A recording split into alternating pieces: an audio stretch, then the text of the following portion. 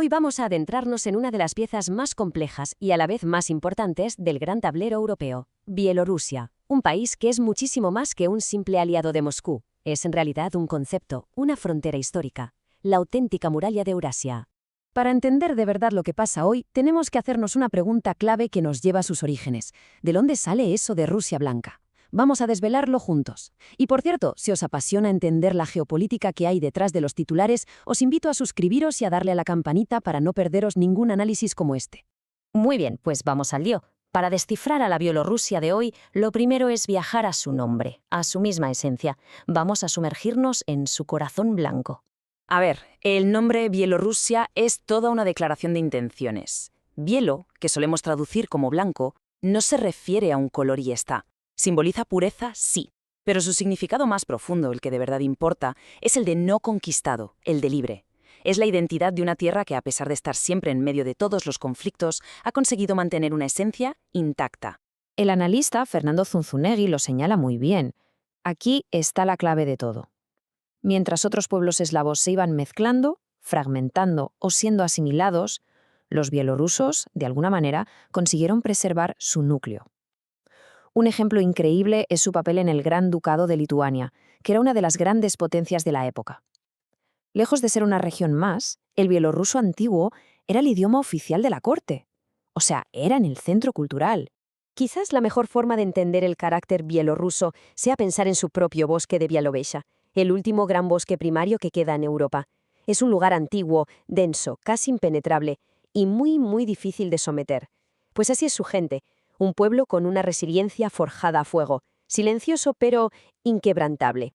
Y claro, esa resiliencia no aparece por arte de magia. Si el alma de un pueblo es pura resistencia, es porque su tierra ha sido, y esto es trágico, la autopista de todas las invasiones. El analista Marcelo Gullo nos da la clave para entender lo que viene ahora. Dice, miren la geografía y entenderán la tragedia. Y es que es así de simple. Un vistazo al mapa no solo explica su historia, sino que casi predice su destino. Vamos a dibujar ese mapa mental. Al oeste tenemos Varsovia, Polonia, la puerta de entrada histórica de las potencias de Occidente que siempre han mirado hacia el este, ya fuera con ambición o con miedo. Y al este, claro, está Moscú, el gran centro de poder euroasiático, el objetivo final de cualquier ejército que se atreviera a avanzar desde el oeste, el Gran Premio. Y justo ahí, en medio de esos dos gigantes, sin grandes montañas, sin ríos imposibles de cruzar, sin ninguna barrera natural que la proteja, ahí está Bielorrusia. El pasillo, la tierra que sí o sí hay que pisar para llegar al otro lado. Es que no hay más. Todo el que ha querido destruir Rusia ha tenido que pasar por Bielorrusia. Lo hizo Napoleón. Lo hizo Hitler. Su geografía la ha convertido una y otra vez en el campo de batalla por defecto de Europa. Después de ser literalmente el país más devastado del mundo durante la Segunda Guerra Mundial, con una cuarta parte de su gente aniquilada, algo se rompió para siempre en su mentalidad colectiva. Bielorrusia asumió que su única forma de sobrevivir no era ser un puente, sino ser un muro. Un estado tapón, un escudo estratégico, pero no por elección, sino por pura y dura necesidad. Y esa mentalidad de muralla nos trae directos al presente, a esa posición tan controvertida que ocupa hoy como la última frontera de un modelo que muchos ya daban por enterrado con la caída del muro de Berlín.